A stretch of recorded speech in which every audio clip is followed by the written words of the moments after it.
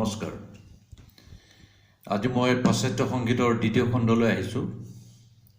সেইদিনাখন মই পাশ্চাত্য সংগীতৰ মূল তত্ত্ব আৰু ষ্টাফৰ বিষয়ে কিছু মই বহলাই ক'লোঁ। আজি আহিছোঁ মই ষ্টাফটোৰ কেনেকৈ ভাগ কৰা হয় আৰু তাত কি কি কৰিবলগীয়া হয় সেইখিনিৰ বিষয়ে মই কিছু আভাস দিবলৈ আহিছোঁ। এতিয়া হোল ষ্টাফটোত আছিলে 5ডাল লাইন আৰু 5ডাল ৰেখাৰ মাজত 4টা খালী অংশ। এতিয়া দ্বিতীয় পৰ্যায়লৈ আহোঁ ষ্টাফৰ। সেই গোটেই ষ্টাফটোক কিছুমান ঊৰ্ধ্বমুখী ৰেখাৰ দ্বাৰা বিভিন্ন অংশত সমানে ভাগ কৰা হয়। সেই বিভাগবোৰক কোৱা হয় মেজাৰ বা বাৰ। এইবিলাক যে দেখিছে এই প্ৰতিটো বিভাগে হৈছে এটা এটা মেজাৰ বা বাৰ। আৰু যিবিলাক ঊৰ্ধ্বমুখী ৰেখাই সেই সম্পূৰ্ণ ষ্টাফটোক কিছুমান সমান ভাগত বিভক্ত কৰে, সেই ৰেখাবিলাকক কোৱা হয় বাৰ লাইন। এই ৰেখাবিলাক হৈছে বাৰ লাইন আৰু প্ৰতিটো বিভাগ হৈছে মেজাৰ বা বাৰ। আৰু দুডাল লাইন আহিব, সেইটো আমাৰ যেনেকৈ এডাল ডাই বা ফুল ষ্টপৰ নিচিনা, সেইটো শেষত দিয়া হয়। কোনো এটা কম্প'জিশ্যন বা এটা গীতৰ বা এটা সমুদ্ৰ সংগীতৰ ধৰক যিটো কম্প'জ কৰা হ'ল, সেইটোৰ যেতিয়া কমপ্লিট হৈ যায়, সেইটোৰ শেষত ডাবল বাৰ লাইন দি দিয়া হয়। তাৰ অৰ্থ এইটোৱেই, সেইটো ফুল ষ্টপ, মানে সেইটো তাতেই শেষ হৈছে। আৰু কিছুমান চিম্বল আহিব, ৰিপিট চাইন বা এটা লাইন দুবাৰ যদি ৰিপিট হয় পুনৰাই গাবলগীয়া হয়, তেতিয়া কি হয় পুনৰাই বজাবলগীয়া হয়, সেইবিলাক বেলেগ বেলেগ কথা আহিব। তাৰ পৰ্যায়ত আহোঁ, এই বিভাগবিলাকত কি আহিব? এই বিভাগবিলাকত নোট বহুৱা যায়। এই নোট কিছুমান চিম্বল ব্যৱহাৰ কৰা হয়। এই চিম্বলখিনি দেখুওৱাৰ আগতে মই দেখুৱাই ল'ব খুজিছোঁ চিম্বলবিলাক কেনেকুৱা হ'ব পাৰে। এইটো এতিয়া অভেল শ্বেপ, এইটো এটা অংশ, তাৰ মাজত আহিলে এডাল ঊৰ্ধ্বমুখী ৰেখা আৰু এডাল নেজ।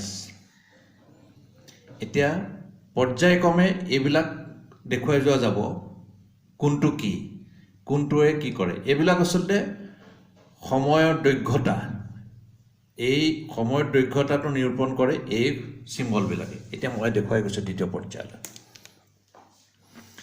এতিয়া চাওক, প্ৰথম আহিলে এইটো, ইয়াৰ নাম হ'ল হোল নোট বা ছেমি ব্ৰিফ। ইয়াৰ মান হৈছে 4, 1 2 3 4। আকৌ এই 4টোক সমানে ভাগ কৰা হ'ল, পিছৰটোলৈ আহিল হাফ নোট বা মিনিম। তাৰমানে 4 সমান হ'বলৈ দুটা নোটৰ প্ৰয়োজন হ'ল, এনেকুৱা দুটা চিম্বলৰ প্ৰয়োজন হ'ল। এইটো দেখিবলৈ এনেকুৱা, ইয়াৰটো সমানে ভাগ কৰি দিয়া হ'ল, তাৰ লগত এডাল ষ্টেম যোগ হ'ল। সেই যে ঊৰ্ধ্বমুখী ৰেখাডাল দেখুৱাইছিলোঁ, ইয়াৰ মূল্য হৈছে 2। গতিকে ইয়াৰ সমান হ'বলৈ হ'লে এনেকুৱা দুটা লাগিব। গতিকে দেখিছেনে 4টা কাউণ্টত 4টা মানত কি হৈছে 1 2 3 4, দুটা সোমাই আছে।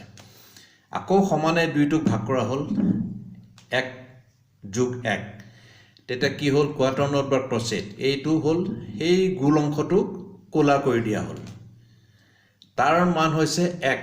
এতিয়া 1 2 3 4 গণনাত কি হ'ব, প্ৰতিটো গণনাতেই এটা এটা নোট বাজিব। তাৰপিছত আহিল 8 বা কোৱেভাৰ। 1টোক ভাগ কৰি দিয়া হ'ল, তাৰ মূল্য আধা হৈ গ'ল। গতিকে তাৰ মান আধা, মানে এটা গণনাত দুটা নোট বাজিব, দুটা স্বৰ বাজিব। 1 2 3 4 5 6 7 8 টিক টিক টিক টিক টিক টিক টিক টিক এনেকৈ বাজিব। আকৌ সেইটো সমানে ভাগ কৰা হ'ল, তেতিয়া কি হ'ল সমানে সমানে গৈ থাকিব, ফ্ৰেকশ্যন অফ 4।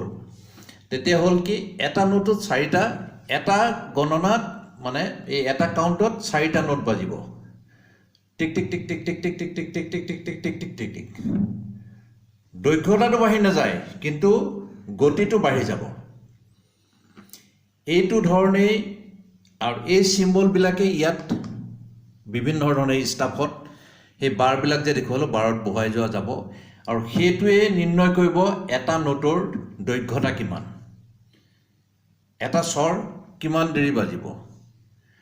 সেইটো আপুনি CDEFGABC কওক বা সাৰেগামা বাধানিসা যিয়ে কওক তাৰ দৈৰ্ঘ্যতাটো কিমান হ'ব কাৰণ সেই 7টা স্বৰেই ব্যৱহাৰ কৰি কোটি কোটি গান সৃষ্টি কৰা হৈছে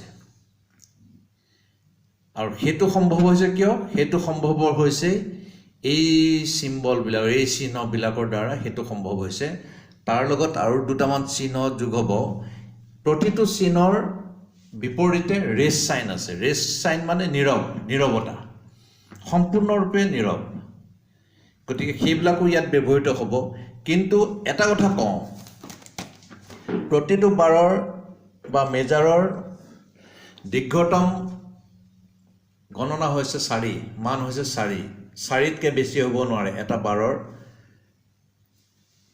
দীৰ্ঘতা বুলি যদি কওঁ 1 2 3 4 1 2 3 4 1 2 3 4 1 2 3 4 তেনেকৈ গৈ থাকিব আৰু তাত আমি এই যিটো গীত বা আমি যিটো কম্প'জ কৰোঁ সেইমতে যিখিনি স্বৰ ব্যৱহৃত হ'ব সুৰটোৰ লগত মিলাই সেইখিনি আমি কি নোট ব্যৱহাৰ সেইখিনি পাছত দেখুৱাম প্ৰেক্টিকেলি বজাওঁতে বুজা যাব সেইখিনি তাত বহুৱাই গৈ থাকিব লাগিব